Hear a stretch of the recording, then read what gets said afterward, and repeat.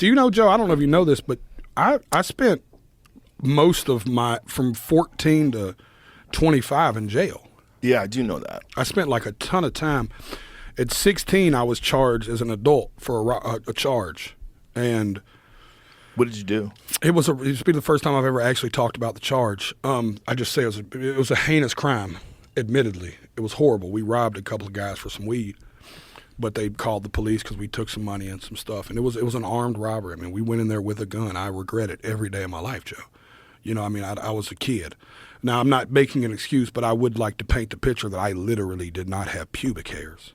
I'm a 15-year-old kid when it happens, And I still feel horrible about it. But because the state of Tennessee has a zero forgiveness policy for violent offenders, I've carried that unexpungible felony for 20-something years.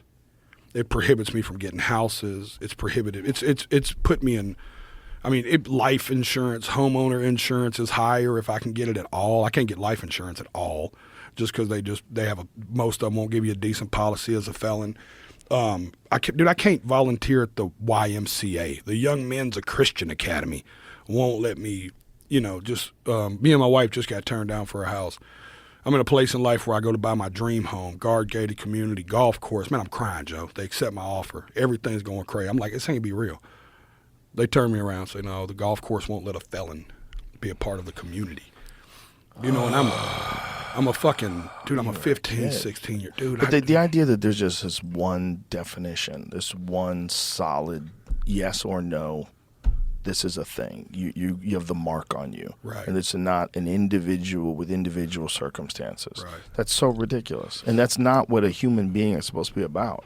Right. We're not supposed to be about that. We're supposed to be about understanding situations. Right. And when there's a child that does something really fucking stupid and knows it forever, you don't think you could have done that? This is what I would tell to people. If you were in that same community, you were with those same influences, this was the reality that you were born into, you don't think you could have gone with those other kids that were going to rob someone with a gun? You could have. Don't lie to yourself. Yeah. You could have.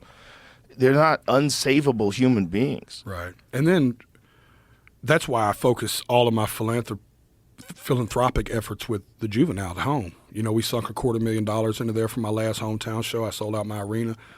Big, craziest night ever. Fucking the hometown arena. You know how big that shit is. When you do the hometown, it just hits different. Yeah, you know what I'm saying? When you're like, oh, no, this is home. You know what I'm saying? Like, oh, they like me at home.